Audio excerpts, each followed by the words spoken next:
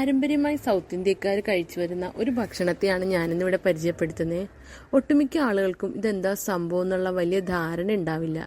എല്ലാ വീടുകളിലൊന്നും ഉണ്ടാക്കുന്ന സാധനമല്ല ഞാനിന്ന് പരിചയപ്പെടുത്താൻ പോകുന്ന ചെറുപയർ ദോശ. ആന്ധ്രാപ്രദേശിലെ മെയിൻ ഫുഡാണ് ഇത്. നമുക്കൊന്ന് നോക്കിയാലോ എങ്ങനെയാണ് ചെറുപയർ ദോശ ഉണ്ടാക്കുന്നതെന്ന്. 7-8 മണിക്കൂർ വെള്ളത്തിലിട്ട് കുതിർത്ത ചെറുപയറാണ് നമുക്കിതിന് ആവശ്യം. 1 ഗ്ലാസ് ചെറുപയറാണ് എടുക്കുന്നതെങ്കിൽ 1/4 ഗ്ലാസ്സിൽ താഴെ പച്ചരിയും നമുക്കിതിന് അരച്ച് ചേർക്കാവുന്നതാണ്. ആദ്യം നമുക്ക് അരക്കാൻ നോക്കാം. കുതിർത്ത് വെച്ച ചെറുപയറിനും പച്ചരിക്കുമൊപ്പം ഇഞ്ചിയും വെളുത്തുള്ളിയും പച്ചമുളകും വേപ്പിലയും കുറച്ച് ചോറും ചേർത്ത് നന്നായി അരച്ചെടുക്കാം. ഈ ബാറ്റർ പുളിപ്പിച്ച് വെച്ചും പുളിപ്പിക്കാതെ വെച്ചും നമുക്ക് ദോശ ഉണ്ടാക്കാവുന്നതാണ് കേട്ടോ. രണ്ടിനും 2 ടേസ്റ്റാണ്.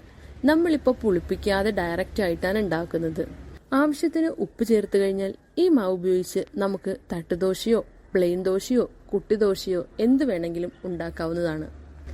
ഇനി നമുക്ക് പ്ലെയിൻ ദോശ ഉണ്ടാക്കാം കേട്ടോ. ബ്രേക്ക്ഫാസ്റ്റ് ആയിട്ടും വൈകുന്നേരത്തെ സ്നാക്കായിട്ടും ഒക്കെ ഉപയോഗിക്കാൻ പറ്റുന്ന ഒരു ഐറ്റമാണിത്. ഇതിന് നമുക്ക് ബെസ്റ്റായിട്ട് ഉപയോഗിക്കാൻ പറ്റുന്നത് തക്കാളി ചമ്മന്തി അല്ലെങ്കിൽ പുതിന ചട്നിയാണ്. കാണാൻ മാത്രമല്ല ആള് ടേസ്റ്റിലും ഒരു കില്ലാടിയാണ് കേട്ടോ. എല്ലാവരും ഒന്ന് ട്രൈ ചെയ്ത് നോക്കണേ.